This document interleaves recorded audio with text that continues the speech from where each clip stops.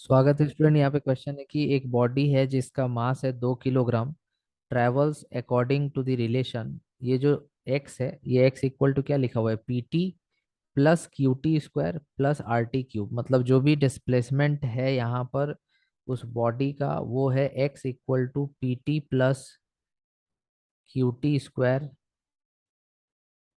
Plus R T cube. तो ये आपका डिस्प्लेसमेंट है। यहाँ पर Q का वैल्यू भी दिया हुआ है, P का वैल्यू दिया हुआ है, तो आप इसको इस तरह से लिख सकते हैं। P का वैल्यू 3 है, सो 3T प्लस Q का वैल्यू 4 है, 4T स्क्वायर प्लस R का वैल्यू 5 है, सो 5T क्यूब। ये आपको डिस्प्लेसमेंट का इक्वेशन दिया हुआ है। आपसे फोर्स के बारे में पूछ रहा है जब टाइम 2 सेकेंड होगा। देखो, फोर्स जो होता है ना, वो होता है मास इनटू एक्सेलरेशन। तो फोर्स अगर यहाँ पर मास इनटू एक्सेलरेशन है, ठीक है। फोर्स जैसे यहाँ तुम देखो कि मास इनटू एक्सेलरेशन है। क्वेश्चन में हमको क्या दिया हुआ है, डिस्प्लेसमेंट दिया हुआ है। तो डिस्प्लेसमेंट अगर दिया हुआ है क्वेश्चन में, तो हमको एक्सेलरेशन चाहिए होगा, तभी जाकर के फोर्स निकलेगा। तो अब क्या करेंगे कि हम लोग यहाँ पर एक्सेलरेशन निकालना चाहते हैं। एक्सेलरेशन जो होता है ना, वो होता है change in velocity by change in time, जिसको कहते हैं डीवी बाई डी टी। तो एक्सेलरेशन निकालने से पहले वेलोसिटी निकालना पड़ेगा। तो वेलोसिटी जो होता है वो होता है change in displacement by change in time. अब बात आता है कि डिस्प्लेसमेंट यहाँ पे दिया हुआ है, तो अगर हम इसको टाइम के साथ डिफरेंशिएट कर देते हैं तो वेलोसिटी आ जाएगा। सो वेलोसिटी इक्वल टू हो जाएगा D X by D T, means differentiation of X with respect to time.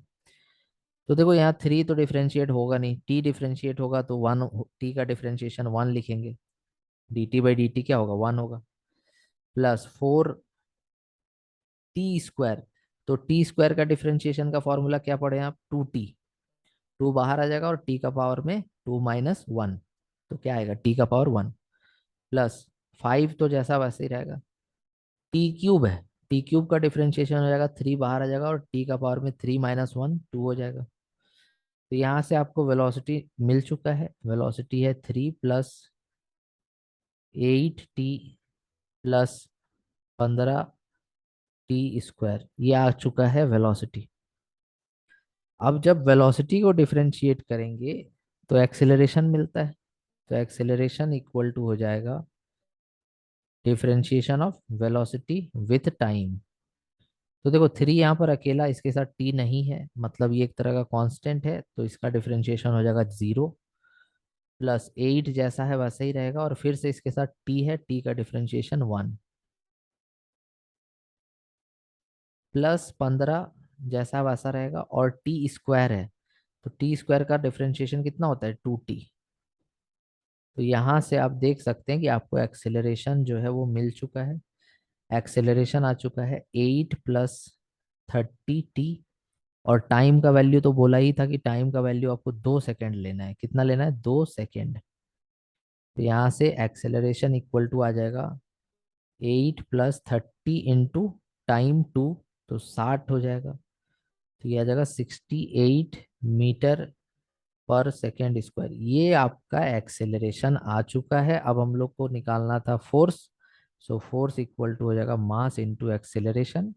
मास है 2 किलो, एक्सेलरेशन है 68, तो ये आ जाएगा 136 Newton. So this is the force acting on the body at t equal to 2 seconds. So I hope that this cleared your doubt. Thank you so much for watching.